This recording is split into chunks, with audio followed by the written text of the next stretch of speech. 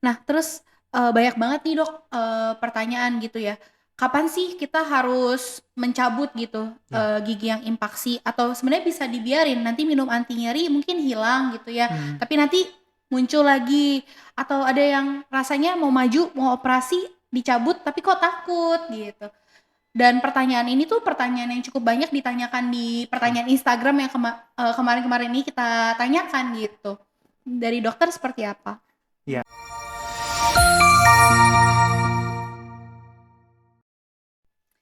Hai Sobat Serukam semuanya, apa kabar? Bertemu kembali di Ruang Sehat atau Rehat bersama dengan saya Dr. Livia. Pernahkah nggak sih teman-teman semua ngerasa giginya tuh sakit, baik yang sebelah kanan ataupun yang sebelah kiri, terus menjalar sampai ke arah kepala atau dengan sampai ke leher. Rasanya sakit banget di bagian yang belakang. Terus kadang rasa sakitnya muncul, kadang juga hilang. Kalau lagi muncul, minum anti nyeri atau pergi ke dokter, tapi kalau misalnya lagi nggak sakit, dibiarkan aja. Nah, ternyata teman-teman itu adalah rasa sakit yang ditimbulkan oleh gigi bungsu. Gigi bungsu itu biasanya tumbuh atau muncul di usia remaja sampai dengan dewasa. Dan biasanya akan menimbulkan rasa sakit kalau dia tumbuhnya tidak sempurna lurus ke atas. Dan biasanya disebut sebagai gigi yang mengalami impaksi. Pasti dari teman-teman semua, dari Sobat Serukam bertanya-tanya, apa sih gigi bungsu? Apa sih itu impaksi? Kira-kira gigi bungsu ini berbahaya nggak ya? Atau perlu disimpan karena ada tempat untuk gigi yang masih tumbuh? Atau ternyata bisa dicabut, diambil? Pasti banyak sekali pertanyaannya. Dan kali ini kita sama-sama akan membahas tuntas mengenai gigi bungsu bersama dengan dokter spesialis bedah mulut, Dokter Muhtar. Selamat pagi, Selamat dokter. pagi, Dok. Iya, kita mau sama-sama bahas nih, Dok, tentang gigi bungsu yang mungkin jadi pertanyaan para sobat serukam gitu. Karena kasus gigi bungsu ternyata cukup banyak ya, Dok, di Ya, serukam ini. sangat Atau banyak. ya di tempat lain juga banyak gitu ya, dokter ya. Kira-kira gigi bungsu tuh seperti apa sih, dokter, mungkin sebagai pemulanya? Ya, ya. Terima kasih Dokter Mm-mm. Livia sudah menjelaskan sedikit. Mm-mm. Saya Dokter Gigi Mukhtar, spesialis bedah mulut. Sedikit mau menjelaskan tentang gigi bungsu yang terpendam. Ya, tadi Mm-mm. sudah disinggung gigi bungsu yang impaksi atau tertanam. Jadi pengertiannya secara umum bahwa gigi bungsu itu adalah gigi geraham terakhir di dalam rongga mulut kita yang tumbuh paling ujung daripada rahang atau berada di ujung rahang bawah ataupun rahang atas. Nah, biasanya tumbuhnya bisa miring, bisa tertanam ataupun bisa posisinya itu tertidur. Nah, gigi bungsu yang terpendam ini bisa bermasalah suatu saat giginya itu sudah bisa erupsinya sempurna, bisa mengenai gigi di sebelahnya, atau kalau dia keluar sebagian bisa berlubang dan bisa menyebabkan sakit. Sakitnya tadi yang sudah disinggung bisa menjalar sampai ke kepala, bisa juga sampai ke leher dan sampai ke punggung bagian belakang. Dan Mm. sakitnya bisa tiba-tiba atau terus-menerus. Ya, seperti tadi Mm. yang dokter sudah sampaikan. Oke, berarti sebenarnya normalnya pada manusia memang punya gigi bungsu, Ya, tapi yang tidak normalnya kalau dia terpendam dengan posisi yang miring, ya, sehingga ketika dia mau keluar menyebabkan rasa sakit atau bahkan belum keluar pun bisa menyebabkan rasa sakit gitu ya, dokter ya, ya. benar sekali. Oke deh. Nah, kira-kira ciri-ciri atau gejala lain selain rasa sakit yang bisa dirasakan oleh pasien itu apa sih, Dok? Yang menandakan kalau giginya ini terpendam? Ya, biasanya Mhm. gejalanya itu tadi yang khas adalah bisa menyebabkan sakit kepala. Kalau Mhm. misalnya gigi impaksinya itu atau gigi terpendamnya itu di sebelah kiri, biasanya sakitnya itu akan mengarah di sebelah kiri juga. Mmm. Bagian sakit kepala bagian kiri yang berdenyut, terus bisa tiba-tiba dan tidak nyaman saat dipakai Mmm. mengunyah, dan juga bisa menyebabkan sakit punggung tadi. Kemudian gejala yang lain adalah seperti mendorong gigi di sebelahnya, karena Mmm. mungkin tumbuhnya itu tertidur ataupun miring ke depan, dia menabrak gigi di sebelahnya dan Mmm. menyebabkan sakit yang bisa menyeluruh sampai setengah rahang, atau tadi bisa sakitnya itu udah rahangnya sakit, kepalanya juga bisa sakit, seperti Oh, itu. oke. Berarti rasa sakitnya lebih hebat gitu ya, Lebih dokter? hebat, ya. Berarti kita gimana sih cara bedainnya itu rasa sakit gigi yang biasa sama rasa sakit gigi akibat gigi bungsu yang mendorong? Nah, Mhm. untuk membedakannya pastinya kan kita, sering harus, memeriksakan gigi. Mmm, mhm. Jadi, pasti, kunjungan berkala ke dokter gigi wajib, Mmm. minimal sekali 6 bulan atau sekali setahun. Nah, dengan kita mengecek gigi, apakah ada gigi berlubang sebenarnya? Mmm. Kalau ada gigi berlubang, bukan gigi geraham bungsu, nah kemungkinan penyebabnya adalah bukan gigi, dari gigi bungsu yang terpendam, tetapi dari gigi-gigi yang lain. Mmm. Misalnya gigi depan atau gigi geraham yang ke-1, kedua, Mmm. seperti itu. Bisa yang berlubang sudah mencapai saraf. Biasanya Mmm. kalau gigi berlubang yang sudah mencapai saraf, saraf atau bagian pulpa namanya pada gigi, biasanya itu juga menyebabkan sakit. Mmm. Tapi biasanya sakitnya itu nyeri spontan saja atau tiba-tiba tetapi hilang.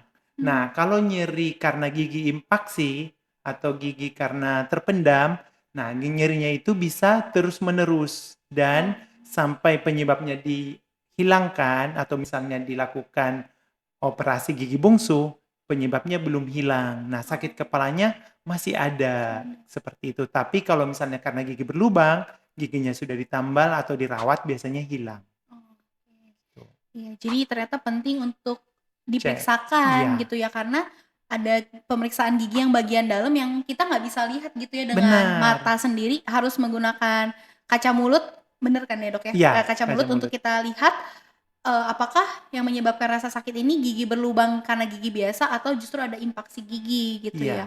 Dan satu Mhm, lagi ditambah, Dok. mmm, Jadi, nanti setelah diperiksakan, mhm, misalnya gigi geraham, bungsunya mhm, tidak tampak sama sekali di dalam rongga mulutnya, mmm. berarti terpendamnya itu keseluruhan. Kan ada Oh, yang keseluruhan terpendam, sebahagian atau miring posisinya. mmm. Jadi butuh pemeriksaan tambahan, misalnya seperti ronsen gigi dilakukan panoramik. Oke. Iya. Iya, berarti bisa kita lihat gitu ya secara Iya, keseluruhan di dalamnya seperti apa, kemudian mendorongnya seperti iya, apa, keputusannya untuk dicabut atau tidak berdasarkan dari foto panoramik tadi ya, Dok, ya? iya, Mmm, mhm, mhm. Nah, terus, banyak banget nih, Dok, pertanyaan gitu ya.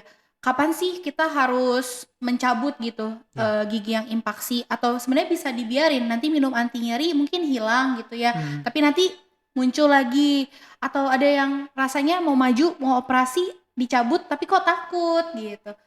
Dan pertanyaan ini tuh pertanyaan yang cukup banyak ditanyakan di Iya. pertanyaan Instagram yang kemarin-kemarin ini kita tanyakan gitu. Dari dokter seperti apa? Iya. Mmm, Untuk gigi, bungsu yang terpendam itu sendiri, kapan sih sebenarnya harus mhm, dicabut?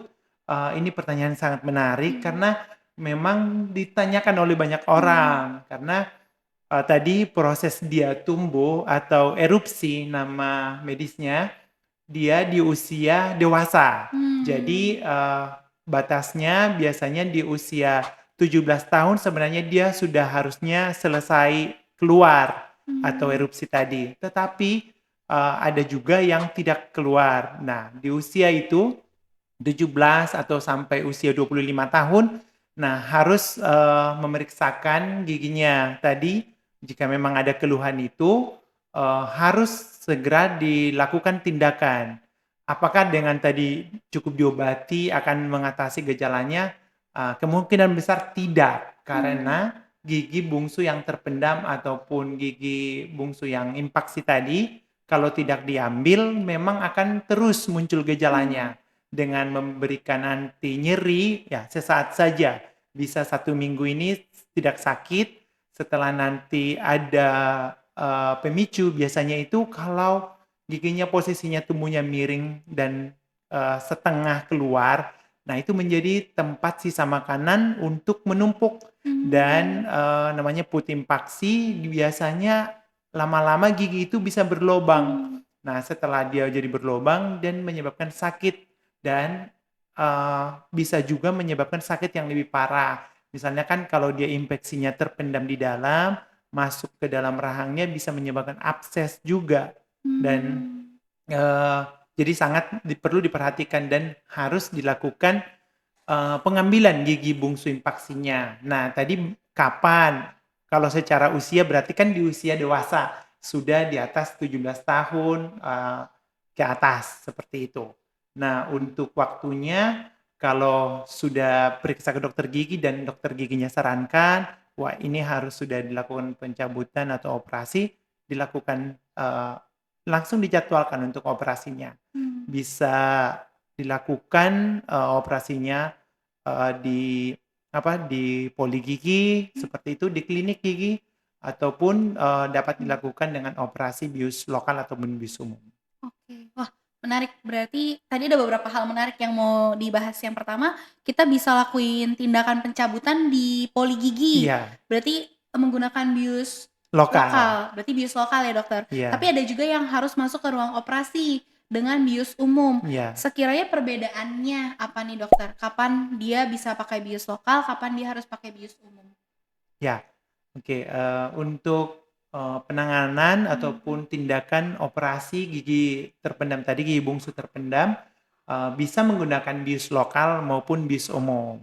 Jadi bius lokal berarti kita melakukan operasi gigi Mmm. bungsu itu satu atau 2 gigi sekaligus bisa. Biasanya, misalnya kita mau melakukan, operasi gigi bungsu pada sebelah kiri saja rahang bawah, itu Mmm. bisa dilakukan, bius lokal. Karena memang mungkin keluhan utama, pasien tersebut adalah hanya satu gigi itu, bisa dilakukan, dengan bius lokal dan dikerjakan di poli gigi, gitu. Nah, kemudian kalau untuk bius umum seperti apa? Nah, dengan, kita sudah melakukan pemeriksaan tadi, baik pemeriksaan secara klinis, Mhm. baik juga sudah dilakukan pemeriksaan panoramik, yang paling standar dengan ronsen panoramik, Mhm. terlihat gigi impaksinya, misalnya tadi terpendamnya seluruhnya, ataupun sebagian, ataupun tertidur posisi giginya. Nah, kita sarankan bisa dilakukan dengan bius umum. Kenapa? Karena tindakannya mungkin lebih lama. Jadi Mmm. kalau dengan bius umum atau bius tertidur, pasiennya lebih, nyaman karena kita bisa melakukan tindakan Mmm. juga tanpa pasien harus merasakan kesakitan saat melakukan tindakan. Mhm. Jadi bisa sekaligus juga diambil keempat gigi bungsunya tersebut, gitu. Oke. Ya jadi kalau satu bisa lokal, tapi Iya, kalau mau langsung semua diambil, baiknya bius umum atau bias bius umum. tidur. Ya, Oke deh. Nah, terus tadi ada yang menarik juga, ada gigi yang, sebagian tertanam di dalam hmm, gusi, belum keluar semuanya, ada yang sebagiannya sudah keluar nih, ya, dokter. Dan ketika sebagian-sebagian gini posisinya, ada resiko sisa makanan itu menumpuk pada gigi tersebut gitu, dan lama-kelamaan menjadi sarang atau tempat bakteri tumbuh dan menyebabkan yang namanya abses atau kalau bisa kita sebut, munculnya nanah ya. pada dalam gigi dan juga gusi yang lama-kelamaan justru bisa berakibat fatal gitu ya, dokter ya. Nah, kira-kira boleh dijelasin lebih lanjut nggak ya ke sobat serukam terkait hal tersebut? Ya. Mhm. Oke, terima kasih Mhm. dokter. Jadi memang untuk tadi gigi bungsu terpendam ataupun impaksi tadi, Mhm. gigi geraham terakhir ya kita ngomongnya. Jadi gigi ini, tadi tumbuhnya bervariasi, bisa dari tumbuh sebagian, Mhm. tumbuhnya bisa lurus ataupun miring ataupun tertidur atau seluruhnya terpendam di dalam rahang. Nah, biasanya kalau dengan disertai gigi tumbuh miring, posisinya sebagian keluar Mhm. dan, menabrak gigi di depannya, biasanya itu sangat beresiko untuk menjadi gigi berlubang juga. Jadi Mmm. posisinya sudah miring, impaksi juga dan miring dan bisa menyebabkan gigi berlubang. Ini, sering kita, edukasi kepada pasien supaya jangan membiarkan, Mmm. lama untuk dilakukan tindakan. Karena dengan dia menunda tindakan, jadi dengan sisa makanan menumpuk tadi di situ, menyebabkan gigi berlubang dan infeksinya semakin berlanjut. Nah, biasanya Mmm. memang hanya lokal saja infeksinya di daerah gigi tersebut. Tetapi kalau dibiarkan lama-lama, infeksinya bisa menyebar menjadi abses yang menyebabkan satu rahang kena, gitu. Mmm. Abses submandibula yang besar, abses rahang kiri atau kanan, gitu. Mmm. Dan bisa menyebabkan trismus atau kita bilang susah buka mulut gitu. Mmm. Ya, susah buka mulut, bisa hanya 1 jari, 2 jari saja Mmm. buka mulutnya atau tidak bisa sama sekali. Karena apa? Karena ya dengan tadi karena infeksi, eee, bakteri, kuman tadi masuk ke dalam rahangnya, menyebabkan Mmm. otot-otot pengunyahannya itu menjadi terganggu. Jadi Mmm. sulit untuk buka mulut, bisa Mmm. trismus dan bahayanya lagi itu kalau dibiarkan itu kan bisa turun ke saluran napas atas, daerah leher, seperti itu. Jadi, kalau sudah menjadi abses yang besar, ya harus segera ditangani juga. Mmm. Nah, itu penanganannya jadi 2 hal sekaligus. Nanahnya harus Mhm. dikeluarkan dan giginya itu harus segera juga Mmm. dikeluarkan, gitu. Mmm. Jadi jangan ditunda gitu, seperti itu, Dok. Oke.